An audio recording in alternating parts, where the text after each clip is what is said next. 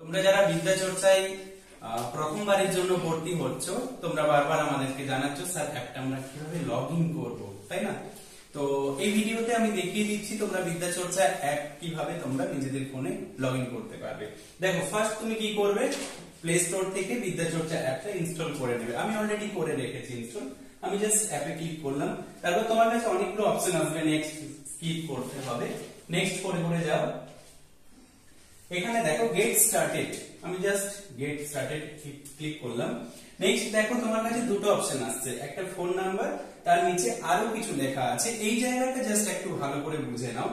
যেহেতু তুমি প্রথমবারের জন্য বিদ্যা চর্চাতে ভর্তি হয়েছো এবং প্রথমবার তুমি অ্যাপটা আমাদের ইনস্টল করে লগ ইন করছো, তাই তোমার জন্য হবে এই অপশনটা, ডোন্ট হ্যাভ অ্যান অ্যাকাউন্ট, মানে বিদ্যা চর্চাতে তোমার এখন পর্যন্ত কোনো অ্যাকাউন্ট নেই। তাহলে আমি কি করব, রেজিস্টার। এখানে কি নাম, নিজের ফোন নাম্বার, সাপোজ ধরো আমি নাম দিচ্ছি বিদ্যা চর্চা, বিদ্যা।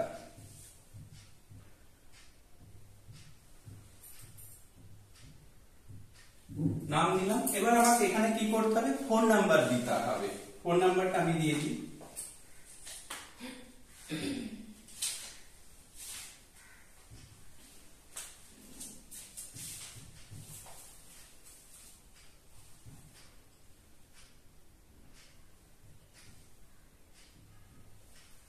ওকে, আমি আমার ফোন নাম্বার দিয়ে দিয়েছি, জাস্ট রেজিস্টার। এটা যখন তুমি ক্লিক করবে, দেখো তোমার কাছে অনেকগুলো কিন্তু ব্যাচ দেখাবে, তাই না? যে কোনো ব্যাচ তুমি সিলেক্ট করে দাও, নো প্রবলেম। তুমি যে কোনো একটা ব্যাচকে সিলেক্ট করে দাও।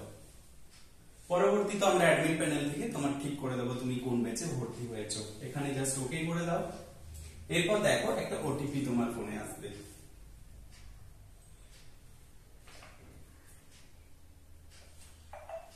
অলরেডি আমার একটা ওটিপি এসে গেছে, 2775 2775। জাস্ট ভেরিফাই, ডান। দেখো আমার কিন্তু বিদ্যা চর্চা অ্যাপ অলরেডি লগ ইন হয়ে গেছে। আমি এখান থেকে সমস্ত কিছু এবারে দেখতে পেয়ে যাবো। ওকে, ঠিক এইভাবে তোমরা বিদ্যা চর্চা অ্যাপটা নিজের ফোনে ইনস্টল করবে এবং লগ ইন করবে। ওকে, থ্যাংক ইউ।